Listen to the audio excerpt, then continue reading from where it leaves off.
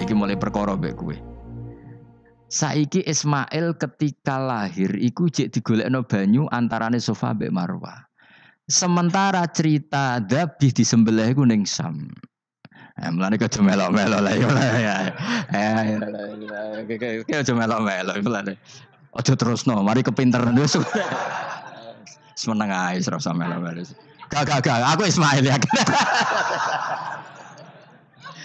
Dilatih pinter kok pinter ra kasil, sombonge tok sing kasil dadi gak jeng Ismail. Ismail wis gak? Ketona nerangno gitu. Tapi ki ilmiah.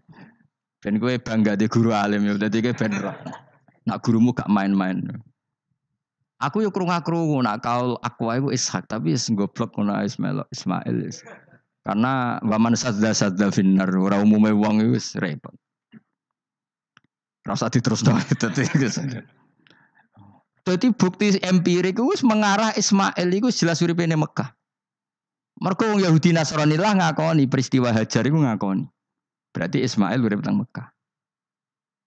Akhirnya Rabi mbek suku Jurhum terus nurono Sayyid Adnan sak teruse sampai tok Kanjeng Nabi Muhammad sallallahu alaihi wasallam. Mulane dibak utawa manakib utawi napa? Berjanji. Niku pertama sing disebut abtadiul imla bismillahirrahmanirrahim terus wa ba'du fa aqulu wa Muhammad bin Abdillah. Kenapa dibak berjanji lah ya. Kenapa nerangkan nasabnya Nabi Muhammad? Karena yang dipertanyakan Muhammad jadi nabi turunannya siapa? Karena syarat nabi itu harus turunan nabi. Makanya berjanji nerangno wa ba'du fa aqul wa Muhammad bin Abdillah bin Abdul Muttalib wasmuhu Syaibatul Hamdi khumitat khisaluhus saniyah. Dan masih terbukti di Ka'bah itu ada pintu namanya pintu Babu Bani Syaibah, yaitu nama lain dari mbahnya Kanjeng Nabi.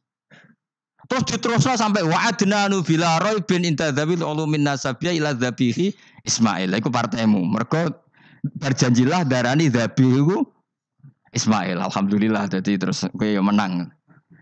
Kenapa? Ya itu tadi sakjane mbok diterjemah yo ngene ketahuilah bahwa Muhammad punya bapak Abdullah punya bapak Abdul Muthalib punya bapak Hashim nama lainnya ini bin Abdi Manaf sampai Adnan. Ketika diterjemah itu jadi mantra apa jadi buku sejarah.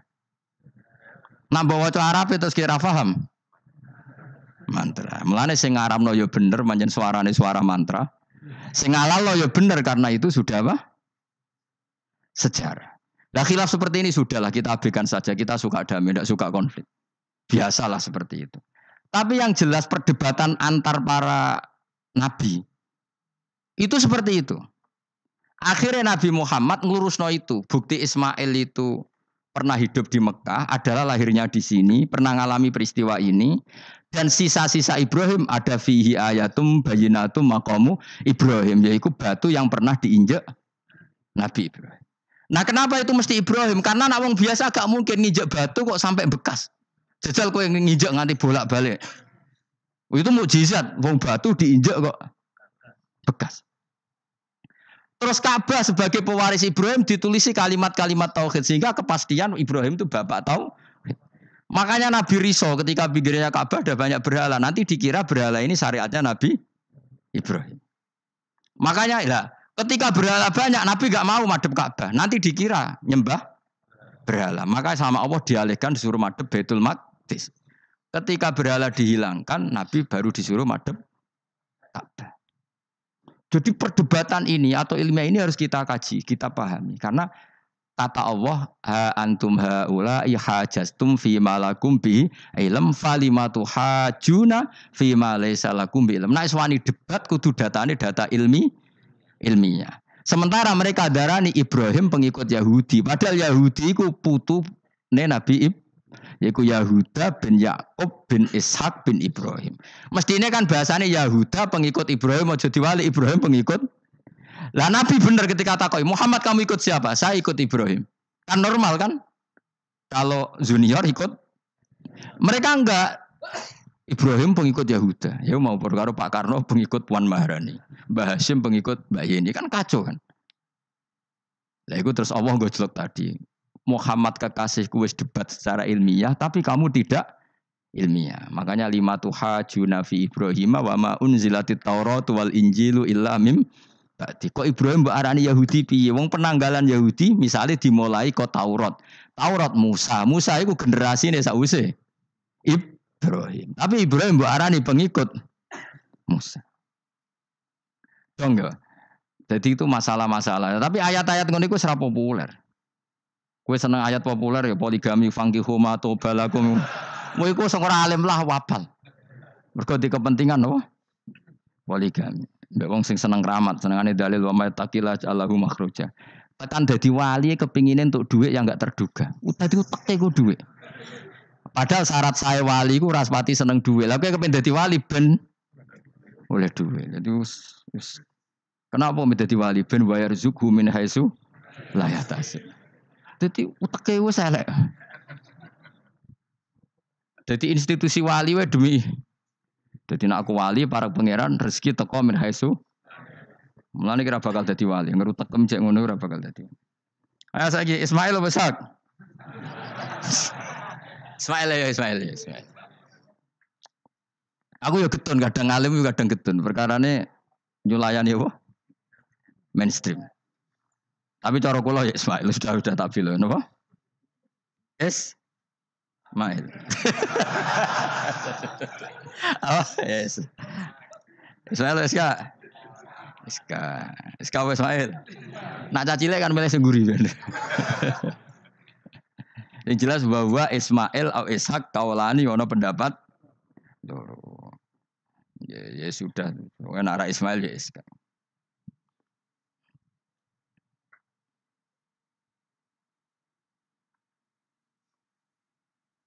Tapi kabeh kitab itu pancen setuju SK tapi ben kok. Aku kadang ya aduh matane wong tenan. Ya sudah pokoknya kaulani apa? Ada dua pendapat yaitu Ismail atau Ishak atau malah kita alime to kowe. Ada dua pendapat. Oh. Jadi kesane macane kitab akeh ngono. Gak ngerti mau hasil ngaji ke bengi. Aduh mata wong guys. Sabar. Ismail wes kak. Sekarang Ismail. Soalnya malah sengguri. Wa tarokna alaihi fil akhirin salamun ala Ibrahim. Nah kemudian Allah menitahkan Ibrahim pasti kamu dikenang secara baik. Maksudnya tadi tiga agama semuanya mengklaim Ibrahim itu bagian dari itu. Jadi semua agama mengakui siapa? Ibrahim. Lah yo mbok gedhingi koyo ngono kersane pangeran panci Ibrahim diakui tiga agama kan yo repot.